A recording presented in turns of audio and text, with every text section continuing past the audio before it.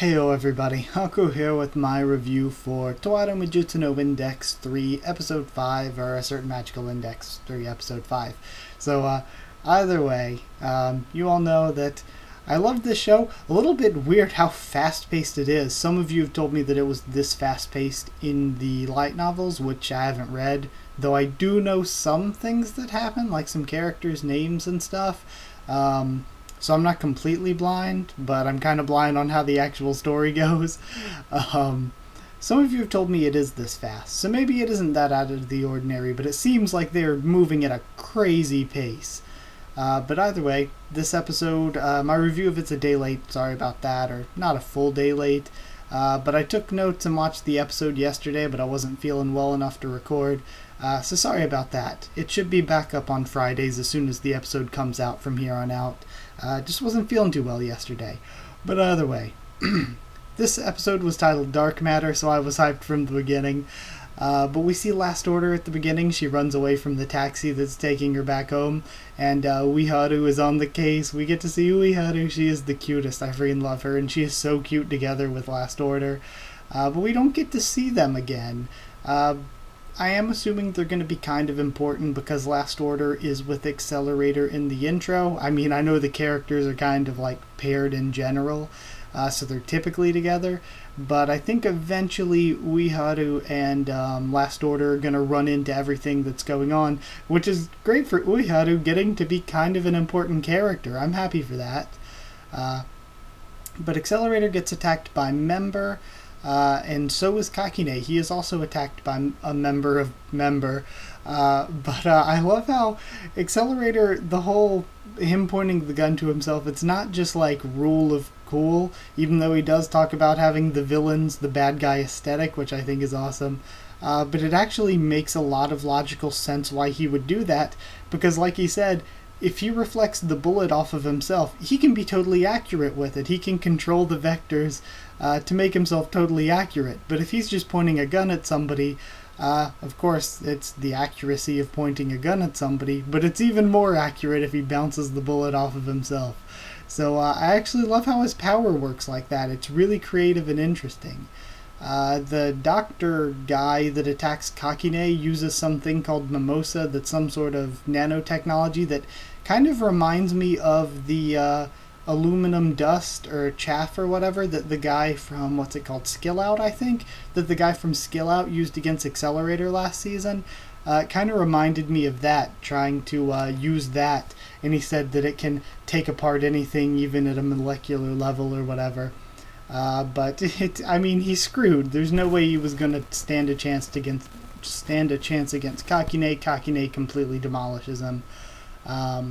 We see what Block is doing from Atsali's point of view, since he impersonated one of their members. And what they're trying to do with that satellite that we learned about last episode is that they're trying to paralyze the surveillance of Academy City so that they can then break into a prison for Espers. And once they do that, they can get Musajime's friends that are hidden, or, well, not hidden there, her friends that are arrested and incarcerated there, and use them as bargaining chips to get Musajime to teleport them or show them an entrance into the windowless building so that they can kill Alistair, basically. They want to escape Alistair, but they're kind of doing it by killing him. At least the one girl wanted to.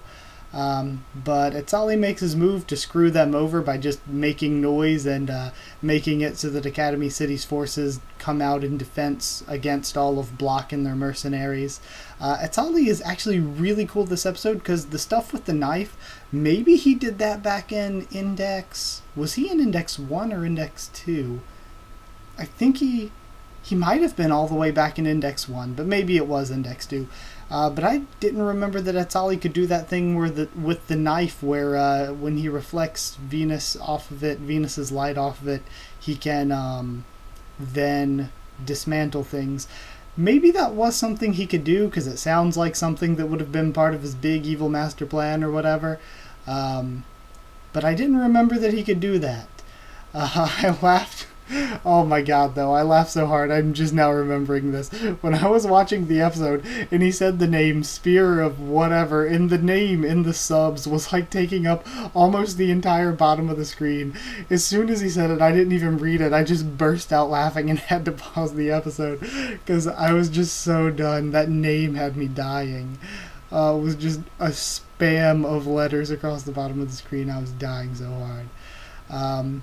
But yeah, Block is after Musajime's friends. That's when they finally learn about all that after interrogating this one mercenary guy. So they go to break into the Esper prison, and I think that could be a great arc. I hope they maybe come back to that at some point. I mean, this seemed all totally easy, but how cool would an arc be where one of the important characters is arrested and they have to break him out of Esper prison, or that person themselves has to break out of Esper prison? That could be a really cool arc. And here we just used it as a throwaway setting for one episode. So then the fourth member of Member finally shows up after the three of them have been screwed. The doctor's probably dead. The guy that Accelerator fought is probably dead. They cut away when he shot the gun, but I'm pretty sure he just shot him in the face. And then the one guy was trapped underwater in the flooding base. So the fourth and I guess final member of Member is Xochitl. At least that's how I'm going to pronounce it. And they're an Aztec that are after Etzali because he betrayed their order, at least from their point of view. We cut over to Block. The two members that are in the place, there was that one girl. I looked up her name because I looked up their names. She was like Tetsuwa or something like that. Or Tetsuwa maybe. She was cute, but we never saw her again. But the two last members of Block were in the prison after 38 prisoners, so they don't mind if they lose a few here and there.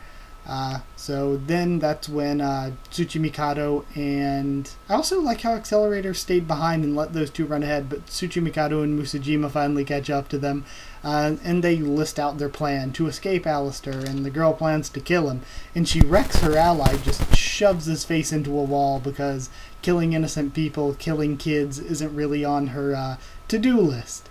Then from there on, we see the fight with Etzali and Xochitl, and like I said, Etzali's way cooler than I remember him being, but Xochitl can possess objects, and that's how she got all those guards to kill themselves, by possessing their weapons and having them kill themselves.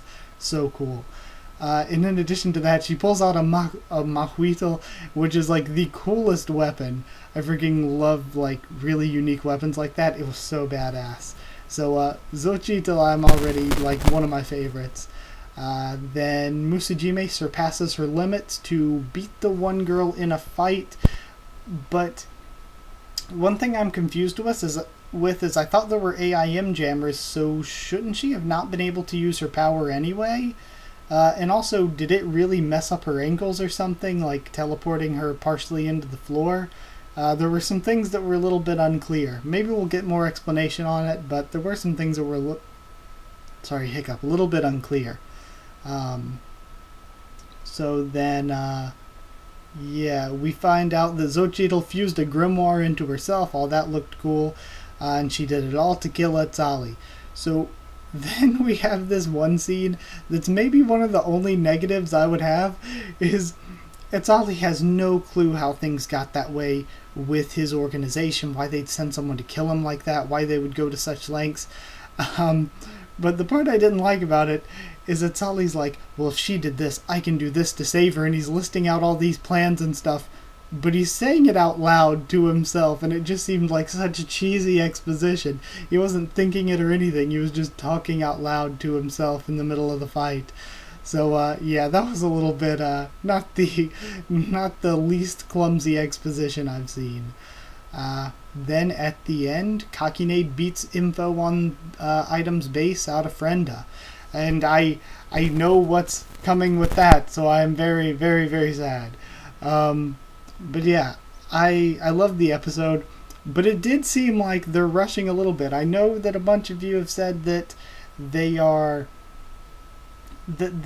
light novel is really fast-paced here, but at the same time, it feels like they're kind of skimming over some things. It seems like things aren't as developed as they could or should be.